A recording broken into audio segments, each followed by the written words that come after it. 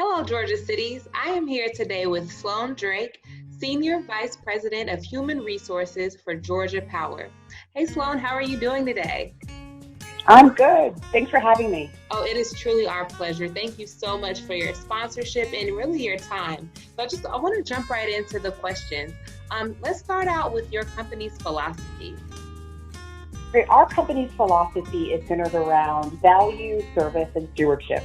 And we do that by delivering high reliability, low prices, high customer service, high employee satisfaction while giving back to the communities that we serve. And giving back to the communities you serve truly is what you all do. So thank you for that. Now, how does your company support the success of cities across the state? So we support our cities because this is home. Our first president, Preston Arkwright, coined the phrase "a citizen wherever we serve." And over 100 years later, we remain committed to that philosophy.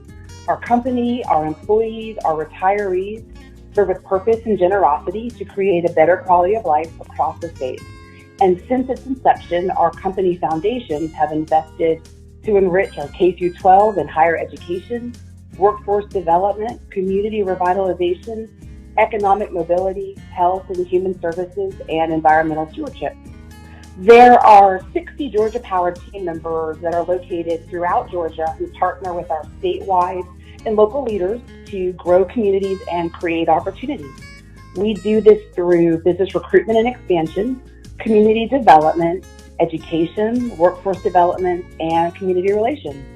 Our economic development team works on behalf of all of Georgia cities to bring new jobs to our state, and our community developers live in the regions they support and work closely with communities to map out paths for success based on each community's unique goals. So share a little bit about what's next. What's on the horizon for Georgia Power?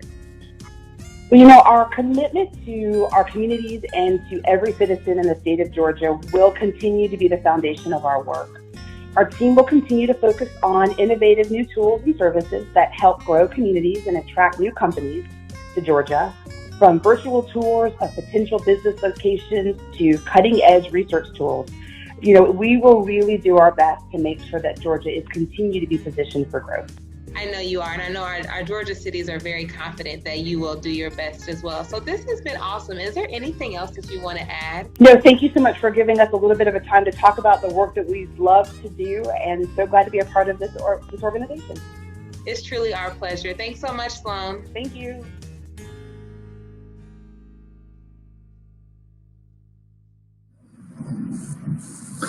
Well, good afternoon. On behalf of GMA, welcome to our workshop this afternoon to discuss state and federal funding opportunities as you continue to deal with the impacts of the coronavirus in your communities. As GMA's Executive Director, I am pleased to be with you here today. Our goal for this session is to update each of you on efforts by GMA and the National League of Cities to secure state and federal emergency relief for all our cities to help you meet the challenges brought on by COVID-19. Joining me today with the GMA staff are Joel Wiggins, our Senior Governmental Associate, and Becky Taylor, our Director of Federal Relations and Research. You'll be hearing from Joel and Becky as we go through the material today. The slides we will present today, including links to additional resources, are available to you through the convention portal. A couple of housekeeping items before we get started. You should have your drink of choice handy, and for your personal comfort, the air is set at 72 degrees and you have your own restroom nearby. All participants are joining today in listen-only mode.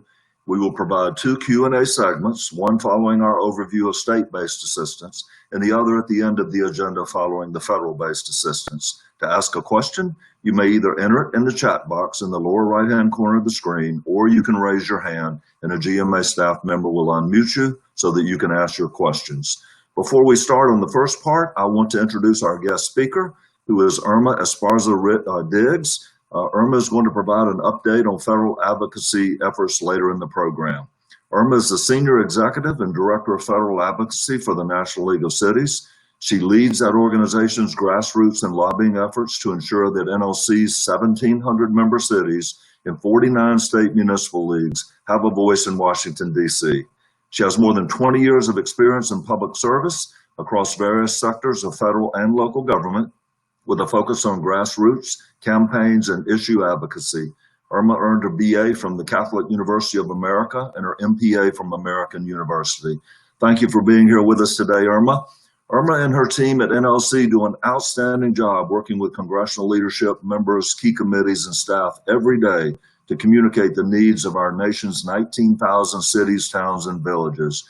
GMA works in close partnership with NLC on our federal advocacy efforts, and we are proud to support NLC's Cities Are Essential initiative, which Irma will fill you in on later. I can tell you firsthand from my experience working with Irma every week that she is an incredible talent, a champion for cities, and a real friend to GMA. Before the first segment of the workshop, I would like to focus on GMA's efforts at the state level to attain emergency funding for our cities with the unanticipated expenses we have all occurred due to the pandemic. Cities, as you know, have been on the front line throughout this crisis. We've been providing essential services to residents and also dealing with healthcare and loss of revenues as well. And to date, Congress has provided 4 measures to address the ongoing pandemic. In early March, we had HR 674, which provided $8.3 billion in emergency funding to fight the coronavirus. In mid-March, the Families First Coronavirus Response Act provided free testing, paid emergency leave, enhanced unemployment insurance, and other matters. And then in late March, the third aid package, the CARES Act, provided $2 trillion in relief for individuals, small businesses, hospitals, state and local governments over 500,000 in population. And then in mid-April, Congress passed an interim bill to increase funding in the $484 billion CARES Act 3.5 for the Paycheck Protection Program, hospitals and virus testing. So far, most local governments have been left out of congressional action. The CARES Act funding in Georgia, I want to spend a few minutes talking about that now. Basically, GMA and ACCG began several months ago and made a proposal to Governor Kemp. I'm proud to say that we were together on this proposal and we have worked very well jointly on this effort. Georgia was awarded $4.1 billion in CARES Act funding. About $614 million of that went to the local governments in Georgia over 500,000 in population. There were 5 of those. 1 city, the city of Atlanta, and 4 counties, Cobb, DeKalb, Fulton, and Gwinnett. GMA and ACC's proposal was for 45% share of the state share after the 5 local governments, which came to about $1.2 billion. We requested that be made available to all cities and counties that were under 500,000 in population. Our proposal to the governor was 3 rounds, with round 1 being 30% that would be divided equally between cities and counties, so about $600 million to all cities and $600 million to all counties. And then cities and counties could apply for reimbursement within that respective block allocation, and the allocation would be limited to your population or pro rata share. Round 2 would be another round based on population of 35%. And round 3 would be a needs-based reimbursement open to all cities and counties, because none of us could predict the future and we just did not know where we would be later in the year around October and November. That was the proposal that we made. Governor Kemp announced yesterday the decision he's made regarding sharing of CARES Act funding. First, importantly, he has made a commitment to share 45%. Some of that is yet to be determined, but he has made that commitment. Round 1 is going to be a 30% block grant allocation divided evenly between cities and counties that did not receive a direct allocation and are not located in a county that received a direct allocation. So let me be clear about that. The governor's proposal calls for basically the money to be divided based on your population per capita over the state's total population. So it's unincorporated for counties and it's incorporated for cities. It is based on the 2019 census. It excludes the 48 cities in the 4 counties that I mentioned earlier. And once the system is set up, which there should be in a couple of weeks, 30% of that 30% amount will be placed in your checking account that you have already provided the information to us immediately. So you'll go ahead and get an upfront 30% of the 30%, and then the remaining 70% of the 30% will be available on a reimbursement basis immediately if you've already exceeded the 30%, but as you need that through September 1, 2020. So round 1 will provide funding up to September 1. Governor Kemp's, as I said, his announcement basically says the cities in Cobb, DeKalb, Fulton, and Gwinnett are required to request funding from those 4 counties. And Governor Kemp stated in his letter that those counties should treat those 48 cities fairly. Once the phase 1 30% advance is received, local governments can begin providing documentation to support qualified expenditures. Now, it's clear from the CARES Act legislation, funds cannot be used for revenue replacement, and they cannot be used for things that otherwise would not qualify as an eligible expenditure. And it's important for me to go ahead and say now, the state has no discretion on that. The CARES Act legislation had certain mandates in it, and then the U.S. Treasury Department is who is giving guidance on how the funds can be used and what is eligible and what is not. So states individually, the governor individually cannot go outside the parameters of the Treasury and the bill itself. We do know that all the funds will need to be used or returned by December 30th of this year. So here's how you apply. The phase 1, as I said, will be made immediately once the application and certifications are processed. So the state has hired a third-party vendor. It's a company called Horn LLP, H-O-R-N-E. They're a large national CPA firm headquartered in Mississippi. They're already providing this service to several other states. So they'll be basically providing a turnkey operation. They are already getting set up, establishing computer systems. They have all of your checking account information that we provide to them, and they'll be establishing a portal. And soon they'll be notifying all of our cities and counties to participate in a training session where they will explain to you how to upload information for your reimbursements and how to receive reimbursements. So as soon as you get that first 30%, you'll be able to start uploading your justification for the expenditures. And then, of course, before that happens, one designee in each local government will receive an email invitation to set up your credentials and to apply for this funding. And that portal will then be used for all the phase 1 funding. And we anticipate the state to release details on this here in the coming days. As I mentioned, the eligibility period is beginning March 1 of this year and running through December 30th of this year. I'd urge you all to go back and read the Treasury guidance that have been issued.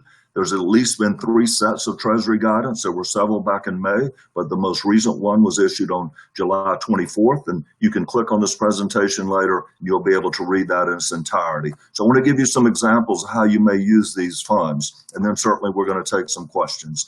First of all, it's important to know that in the most recent Treasury guidance, you can now use CARES Act funding to meet FEMA matching grants. So many of you that have applied and are hopeful of getting FEMA reimbursement, you can use this to meet whatever that match requirement may be. So if FEMA requires a 20% match, you can use the CARES Act funding for your match, therefore not be out of pocket at all.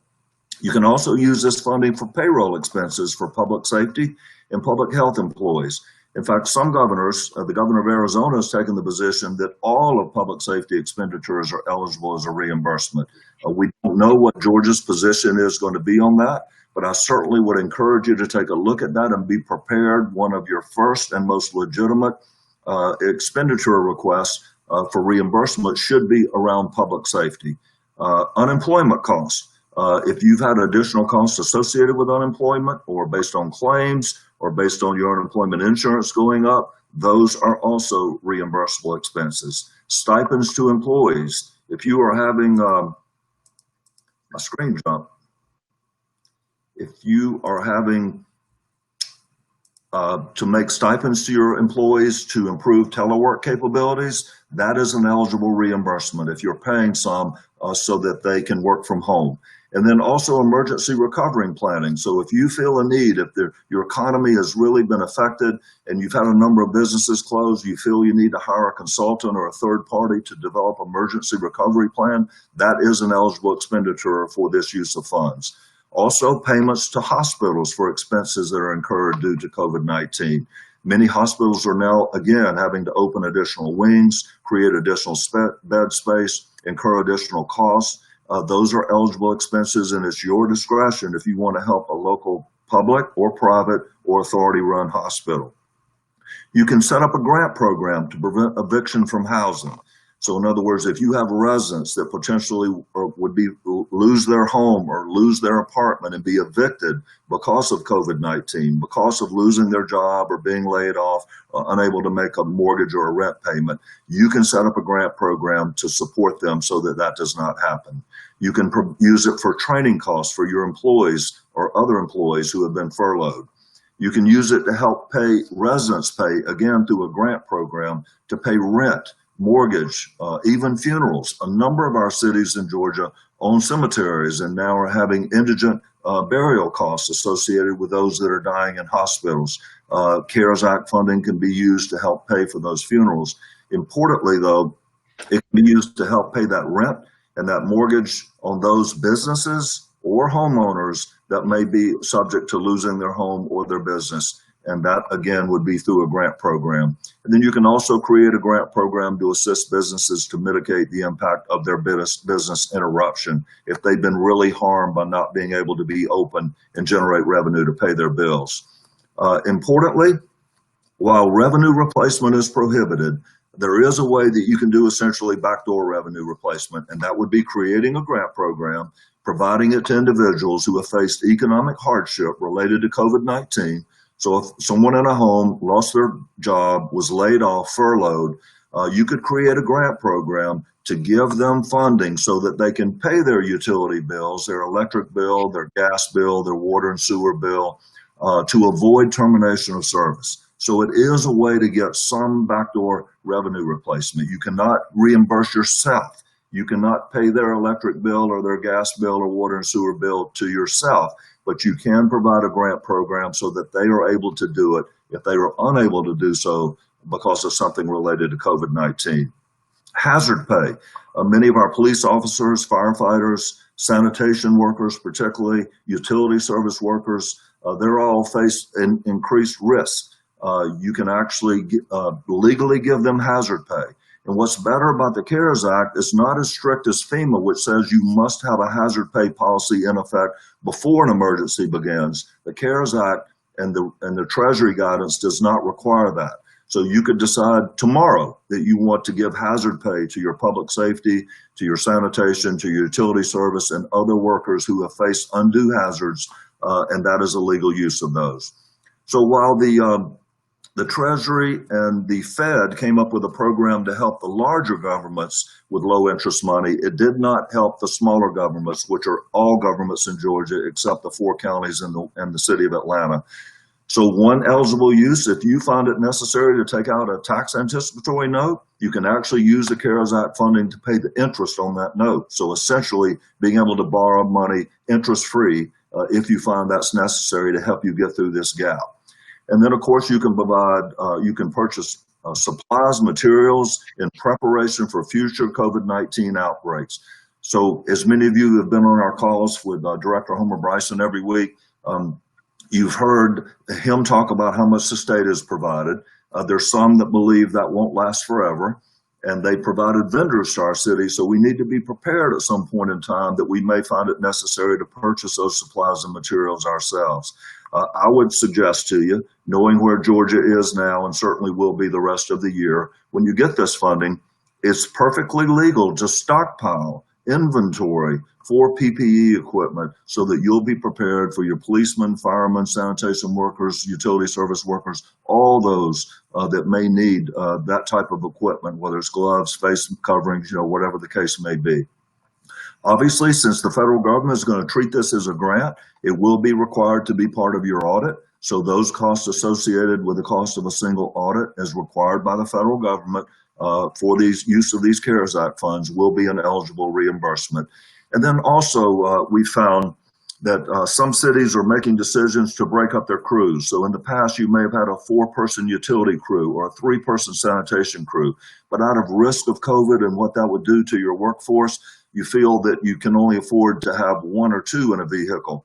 Well, if you have to buy additional vehicles in order to break your crews up due to COVID-19 to keep them safe, those purchases are eligible for reimbursement from the CARES Act. So I think that's also very helpful. We're also seeing some cities that are finding it necessary in order to protect their workforce. Let's say you have a public works department of 100 employees and they were all coming to one building. If you feel you need to break that up and rent 2 other facilities, so you've got 30 in one building and 30 in another and 30 in another, those are eligible uses of CARES Act funds for you to pay the rent on those additional facilities because it's directly related to COVID to help keep your crews safe. So with that said, now I am going to pitch it over here quickly to Joel Wiggins. And I just want to say before Joel starts that Joel has really been our point person in helping us through some other legislation before the General Assembly. We were very pleased in the first week of the session this year, the legislature passed and the governor signed the marketplace facilitator legislation that requires sales tax now on all purchases online. Joel led our effort on that. And just last week at the end of this prolonged session, we were able to get new TABT legislation passed that's going to help our cities as well. So at this time, I'm going to call on Joel to provide additional details and ask a quick poll question before we take some Q&A from you. So Joel? Thank you, Larry. Good afternoon, everyone. Before we move on to the Q&A section, and I would encourage you, as you come up with questions, to enter them into the chat box so we can get to every one of your questions on the CARES Act money that the governor has decided just yesterday to share with each of you. As far as legislation, one of the pieces that Larry mentioned, House Bill 276, or what is commonly called the Marketplace Facilitator, was signed on the 4th day of the legislative session. At that point, the effective date just seemed to be an afterthought. However, the effective date of April 1st turned out to be quite an influential piece of the policy because that coincided with the shutdown of almost all brick and mortar businesses in the state of Georgia. As we have seen now from sales tax returns, the Marketplace Facilitator Bill was responsible for $38 million in sales tax alone and statewide. We think that at least mitigated some of the losses that we have seen from sales tax and helped you from feeling the full brunt of the pandemic's effect on revenue disruption.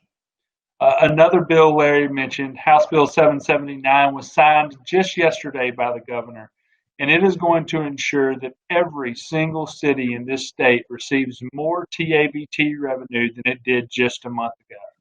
That's right, each of you, starting in July, will receive more revenue than you did just a month ago. So these are two positive measures that we hope will do something just to ease the full brunt of the pandemic. Now, one thing I did want to mention that made the TABT bill possible was I reached out to each of the finance directors in every one of your cities to get the data from your TABT. We used that to pass this legislation and have created a tool that all of you can use in the future. It's the Municipal Revenue Tracker. It's on the GMA website, and we'll be putting a link into the chat here shortly. This will allow you to track your sales tax, your hotel motel tax, your enterprise funds, your TABT, and your occupational tax from year to year, which will give us an incredible tool at both the federal and state legislatures to show what the picture is on the ground in our cities. So thank you, and we urge your participation in this tool. Without further ado, we'll get to some of the questions.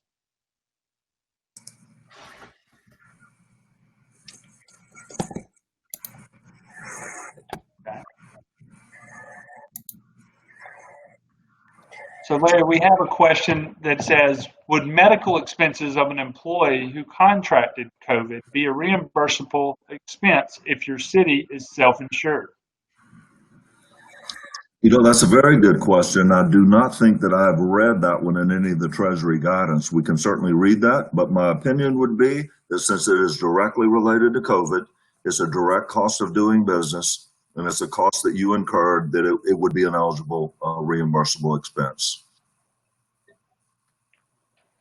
Thank you, Larry. We have another question that wants to kind of go back into the clarification of the 30% advance of phase one. And I know that some of the details haven't been provided yet, but I think that the question relates to when can they expect to see the state portal be finalized? So I would anticipate that within a week that all our cities and counties will receive an email to one person to respond to that will ask for some credentials to set up that information.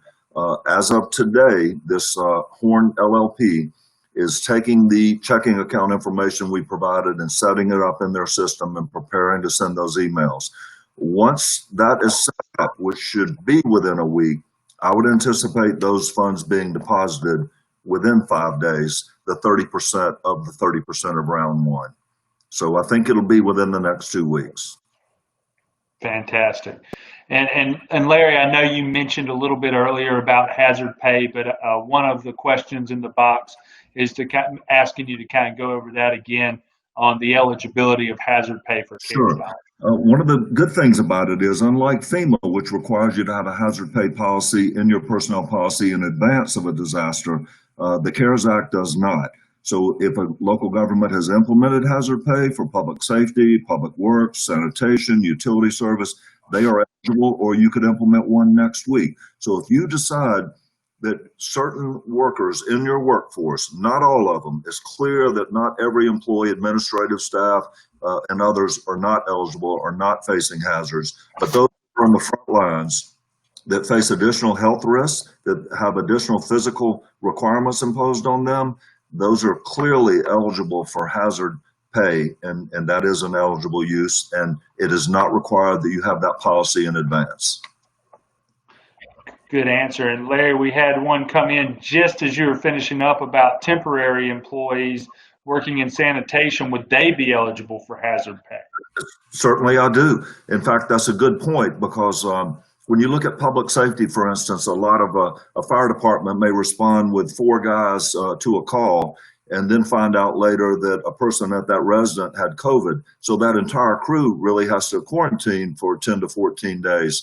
And so you either are faced with overtime expenses, or in that case, not with fire, hiring temporary employees, but you could in sanitation or others. So yes, if it's directly related to COVID, which it would be in that case, hiring temporary employees, hiring additional full-time employees, paying overtime to employees would all be eligible for reimbursement.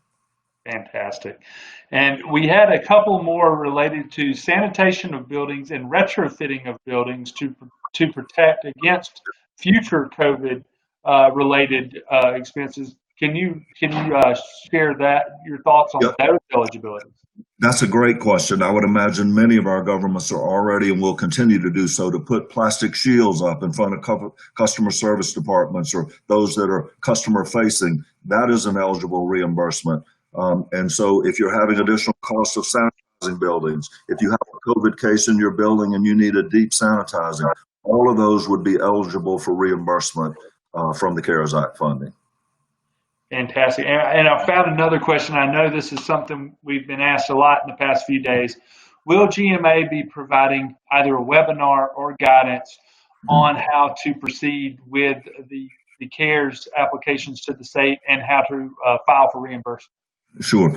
Based on the decision the state has made, they are contracting with this third-party vendor to perform all of that. So they are going to conduct the training, and they are going to manage the portal. They are going to have staff to give every city and county advice if you want advice before you make an expenditure or whether it's eligible, and then they will manage the reimbursement. So really, this is supposed to be a turnkey operation by a third-party vendor. GMA, once we all see that and know that and determine if there are any gaps, we will work to fill any gap. But clearly, the state is planning for their third-party vendor to provide a turnkey operation. Fantastic. Great answer, Larry. And one more we just got in, and this was again related to personnel and health insurance expenses. I think you might have touched on that earlier, but we had another question come in on if it's eligible. Sorry. Okay.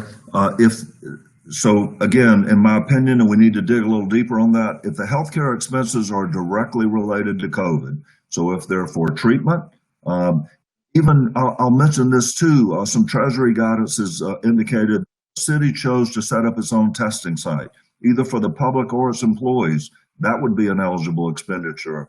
And so therefore, I also think treatment would be an eligible expenditure. But again, not health insurance in general, not subsidizing the cost of normal health care, but anything directly related to COVID would be eligible for reimbursement. Fantastic. And we have one last question, and this will be our final question before moving on. And this is just a kind of a further to the retrofitting, but a lot of people are concerned about cameras, computers, and checking temperature coming into public buildings. I'm thinking it will be allowed, but what do you think, Larry? Will that be a? And I do, and that's another great question. So as an example, so many of our cities and others have transitioned to a major part of their workforce working from home. They had the cost of buying laptops, for instance, additional costs, perhaps renting or purchasing hotspots. All of those technology costs related to transitioning work are eligible for reimbursement back to March 1. And so likewise, Joel, the other things you mentioned, in my opinion, would be eligible for reimbursement. Fantastic. Thank you so much for those answers, Larry. And thank you, everyone, for your questions. Those were very good questions. However, we have to move on to the federal outlook, and I'm going to turn it over to Irma Diggs with the National League of Cities. Thanks, Irma. Thank you, Joel, and thank you, Larry. First of all, before we get started, I feel like your questions are the most important part. How do you use this funding that's finally coming to you after all this time? First, let me just say thank you to GMA for the invitation to be with you all here. And as I know that each of you know, being members of GMA, how just dedicated and crucial they have been throughout this entire period. And we at the National League of Cities have just really appreciated the partnership with the State League, also the support of Mayor Vince Williams, who is on NLC's leadership and board of directors, and one of our key officers that has really helped to guide us as a national organization working to prep all of you all and really fight for funds for you with Congress. I will say we've been at it since the beginning. Our annual legislative conference takes place at the beginning of March, and I believe I had the opportunity to speak with many of you there and see you face to face. And we had no idea in that first week of March how things would have played out. But I just want to thank you for your service, your own dedication and commitment, because I know that you have not stopped working throughout this entire process and really have been working to make sure that not only the public health and safety is of the utmost importance, but also how you protect your most vulnerable residents. So thank you for your work that you are doing each and every day. And thank you, Larry, and to the staff at GMA and Becky, just for your service and dedication, and Mayor Williams. So I want to be able, and in the time that I have, be able to really tell you where things are. One of my first questions to Becky and to Larry, once they shared with us what the proposal was with the governor for the CARES Act funding, is, will that be enough? Given that Senator Perdue and Senator Loeffler have not have been waiting to have that CARES funding, as many senators have been, to get that to municipalities.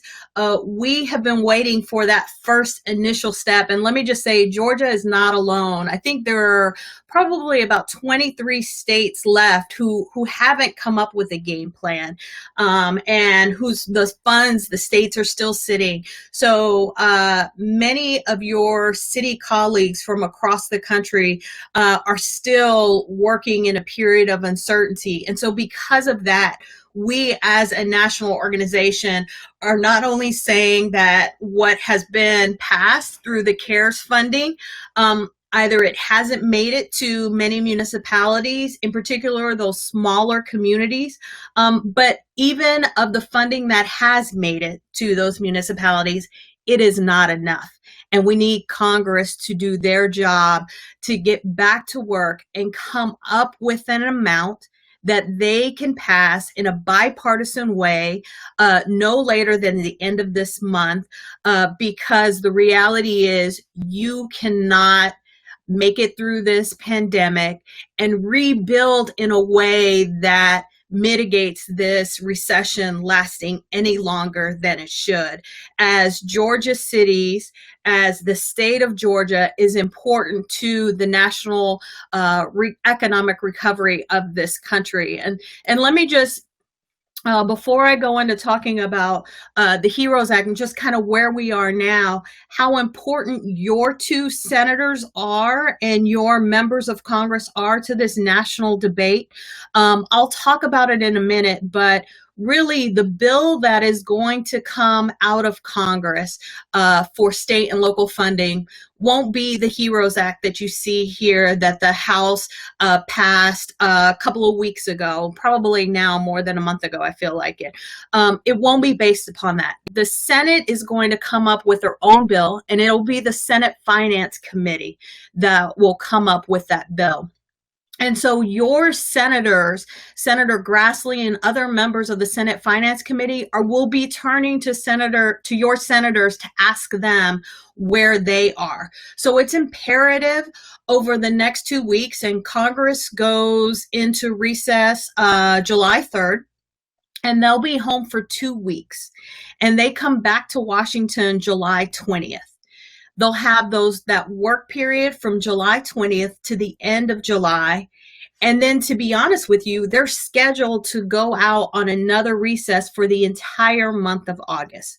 So if they do not pass a bill at the end of July or stay in Washington and extend their work period for another week, the reality is it will be the fall before you see another funding package coming from Congress, which is why these next 2 weeks are so critical. And I think it's imperative that you, in talking with your senators and with your House members of Congress, even though the House has already passed their bill, for them to understand what your economic reality is now that you know what is coming from you from the state. Because the one thing that GMA has conveyed to me, and we have conveyed to other members of Congress, that funding to you is not enough to stop this recession from lingering and from devastating your local economies. So the HEROES Act, as you all know, was passed by the House. Speaker Pelosi's office, when they first came up with the amount of money that was included in this for state and local governments, called the National League of Cities and asked us how much did we think we need. And so we worked with them to come up with that dollar figure. We actually started with $500 billion because in 2020, we estimate that the loss of revenue felt by cities, towns, and villages across the country will be at a minimum of $134 billion. For 2021, we estimate that it will be about $117 billion. And we came up with those estimates looking at unemployment numbers and looking at how those unemployment numbers impact sales taxes, hotel fees, property taxes, all of the taxes that go or sources of revenue that go to make up your individual budgets. And that's how we came up with those figures. And let me just say that those figures don't underscore or don't include the revenue shares that would typically come from your state in any given year. So when you add in those revenue losses from the states and how they will trickle down to localities, the impact will be even more severe. So the House passed their bill, and what it included was $187 billion for over 2 years.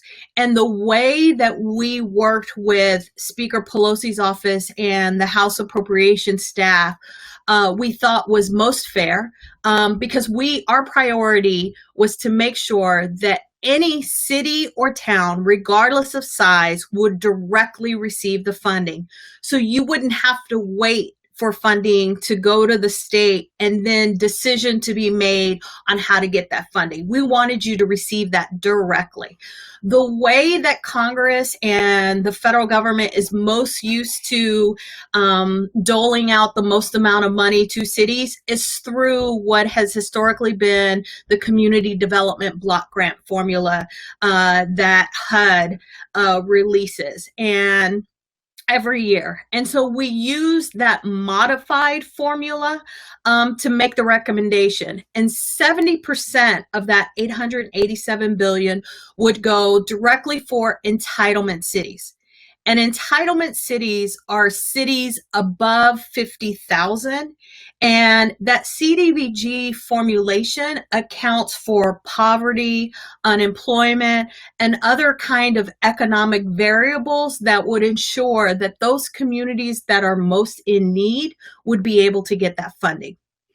Below 50,000, that 30% would go to those non-entitlement cities, so 50,000 and below, and that funding would be allocated on a per capita basis. And so you would get that based upon population.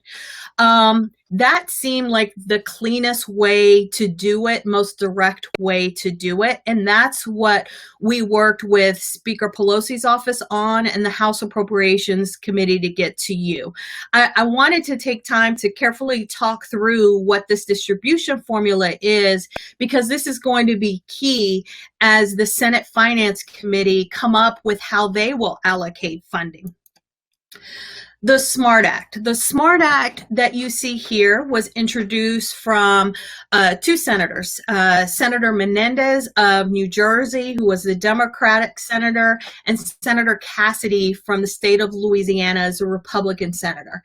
And those two senators have really worked hard to build bipartisan support of a funding bill to get money to states and local governments in the Senate. And right now, it is the most significant amount of money that is presented in a Senate bill. This SMART Act, the distribution formulation, you'll see here is a little more complicated, actually a lot more complicated. The bill provides money in three tranches, in three ways. The first third is on population. The second third would be based upon infections rates as of June 1st. And the third distribution formula would be on lost revenue. Municipalities would receive $79 billion out of $500 billion allocated in this bill. So you'll see it's not close to the $187 billion that you would receive in the CARES Act. I'm sorry, in the HEROES Act. That's the amount of money once you come up with those different variables. We still do not know what will be the final bill. So as a result, we are working to build support for just dedicated funding of a minimum of at least $500 billion to local governments. And let me just talk quickly why that's important. Because right now there are senators in three different camps. We've been talking to senators all throughout the Congress. And there are senators who support funding, and they support that was in the HEROES Act. There are those senators who, and I would put, there are those senators who support funding in the SMART Act. And then there are those senators who only support flexibility. They think Congress has appropriated enough money through the CARES Act, and they think that what is needed is for everyone, states and local governments, to be able to use that funding for loss of revenues. Well, I will tell you, and I work closely with the National Governors Association, and I talk almost daily to their legislative director and their chief lobbyist. And what I have said to her, and she has underscored for me, is if flexibility is provided to states for CARES Act funding, that means that they are going to keep what they have, and they will be less inclined to share it with local governments. And she has completely agreed with me because their overall state shortfalls are so significant. And I'll tell you, even if a state shares a portion of their funding, what's going to happen is, and they still have an overall deficit, they are going to make cuts elsewhere. And so it's only a matter of time before those states will make cuts to what the local shares are. And so that's why we have impressed upon Congress that what they need to allocate is new money. And I'll tell you what you'll see here on here is the Coronavirus Fund Flexibility for State and Local Governments Act that was introduced by Senator Kennedy of Louisiana. Again, this is what provides flexibility. We know that your senators are very much in support of this. They are very empathetic to what your story is and what you've been communicating to them. But they haven't committed to new money, which is where we need to get them to be. So what we need you to do, how you can help. And just know that the National League of Cities, along with all of the state leagues from across the country, as well as all of the members, cities, towns, and villages from across the country, everybody, we are asking to make this ask over the next 2 weeks. So the main way that you can get involved is by making the case for direct funding to you, and to impress upon them how large your government is, how much money you've received from the CARES Act, how much you have in reserves, how long you think that would last, but just what goes into making up your revenue sources, and when do you see that real impact happening? We very much have to do a basic education for our members of Congress. And when I say basic education, I mean really give them details about how your sources of revenue are made up, what cuts that you have been targeting in order to basically keep your reserves going for as long as you can. We need you to call your senators and your representative and really speak to that member of Congress or their district director or their state director about the economic choices that you and your communities will have to make if there isn't any more money coming. And we can provide you with that template to have that conversation so that you'll know what questions you'll want to be able to answer for them. They are hungry for that information. And even if they say they support you, and they support flexibility, tell them what you need. With all due respect, Senator, what you need is new money. And this is why. And so we need you to impress upon them what your respective story is. And we need to ensure that it's fair and appropriate so that counties receive just as much money as cities do, and there's no exclusions based upon population. And I know there are those of your cities who didn't receive any funding from the governor because that county has received direct appropriation. They need to hear that too, and what that means for you and your bottom line, and how, frankly, you're going to work to kind of get through this period not receiving money. Because there are different proposals on the table, the SMART Act versus flexibility, and then the Senate Finance Committee is going to come up with their own. We really need to talk about and pushing the Senate Finance Committee to do something more in the lines with community development block grants or that distribution formula. That way we take the state completely out of it, the governor's office, just so you can get that money more directly. And if that money, or if they do decide to leave it with the state, that you get it within 30 days. And if the state doesn't automatically shift that money towards you, then Treasury or another federal agency should then be directed to get that money. So those little details will be focused on, but your senators really need to hear from you about what makes the most sense for Georgia cities. I see a question here about, why the divide between entitlement and non-entitlement. It's just because that simply has been a proven way to get money in the hands of cities most directly. The other thing is when you allocate it across the board based upon population, unfortunately, you aren't able to account for those communities who are in greater economic need because of poverty.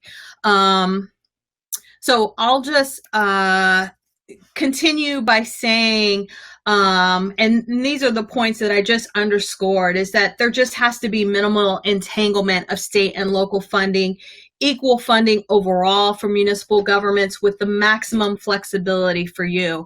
And that's what we are going to be looking for. And when I talk about maximum flexibility, that is being able to use any stabilization funds, because that's what this is. It's a stabilization money that will be used to stabilize your economies, that you need to be able to allocate this money to offset your loss of revenues as a result of shutting down the government, shutting down your businesses, your operations to stop the spread of COVID.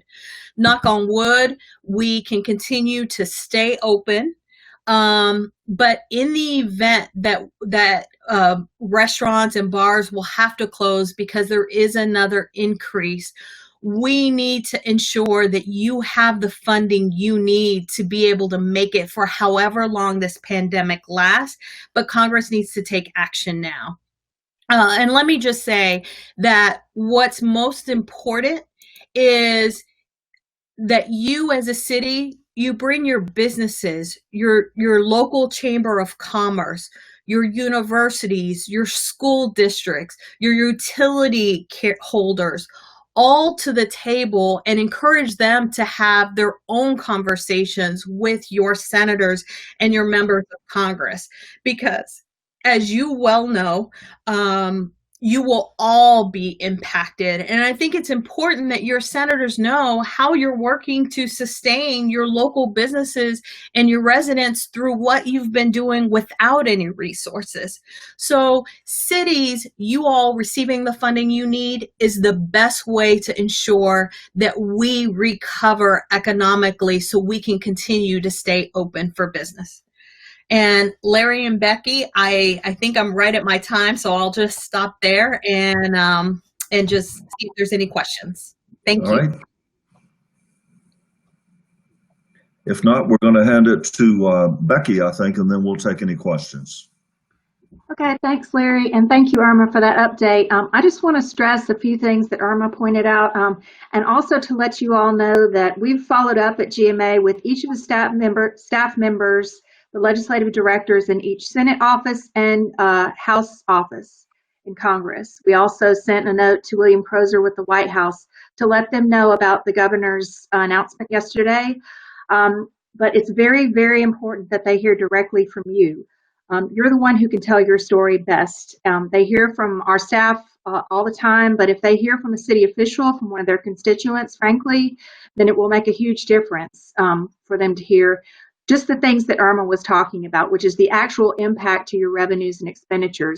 How is this affecting the way that you provide services? And also when they point out, well, now you're getting some relief from the governor, and now you're getting these CARES Act coronavirus relief funds, and we're working on additional flexibility for those funds, that's still not going to be enough. Just as Irma pointed out, CARES Act funds are for use for expenditures from March 1st, 2020 to December 30th, 2020. We anticipate a long-term impact to this. Just as Irma alluded to earlier, NLC has done some great research on the revenue impact to states around the country. Georgia, I believe, ranked number 8 in revenue losses in states in the country. We are going to see a long-term impact of this, and all your communities are going to have to figure out, are you going to have to lay off employees, do furloughs, deviate from the provision of some of your services? We don't know where we're headed next with this pandemic, and it's really important that Congress step up to the plate and provide new funding for local governments. So that's the request that we have of our members. So please make that clear to them and clear exactly what's going on in your community. We also need to make a strong economic argument. We will not be able to recover from this crisis unless we have strong cities. You all are the ones out there who are not only providing the key public services like sanitation and water and sewer, electricity, and all those things that help us survive a public health crisis, but you're also doing things like providing permitting services and all the things that support local businesses and will help us crank the economy back up. So it's really important that they understand that connection between a strong city and the strong economy. That's what's going to help our nation recover. We have to have federal partnership for that to happen. Finally, just some tips here. These will be included in the slides that you'll be getting tomorrow, but just be very specific in your request. Make sure that you get an answer from them and share your information, whatever feedback you get from the House and Senate offices, share that with GMA so that we can keep track of who's with us in this fight. You are trusted sources. The federal leaders know that you all are trustworthy individuals, that you've been on the front lines through this entire crisis and that you've been trying to help your communities. They know that if they're hearing from you, that they can trust what you're saying and that what they do is going to have a direct impact on the folks back home. Finally, Irma mentioned that it's important to reach out to the right person in these offices. Don't use the forms that you find when you go to a member of Congress's page. There's a form that you can fill out there. GMA has put together a list of key legislative contacts in each office. They're provided at this link. You've got the names and email addresses. All you have to do is send an email. You can use NLC's template. You can use GMA's template letter to report your expenditure and revenue impacts. So we would encourage you to use that and communicate with a person, and they'll get back to you very quickly, I promise. Joel mentioned the municipal revenue tracker. We put the link to that in the chat a few minutes ago, and there's some other resources here that we hope you'll take advantage of just to kind of document the statewide impact of cities and how important cities are going to be to economic recovery.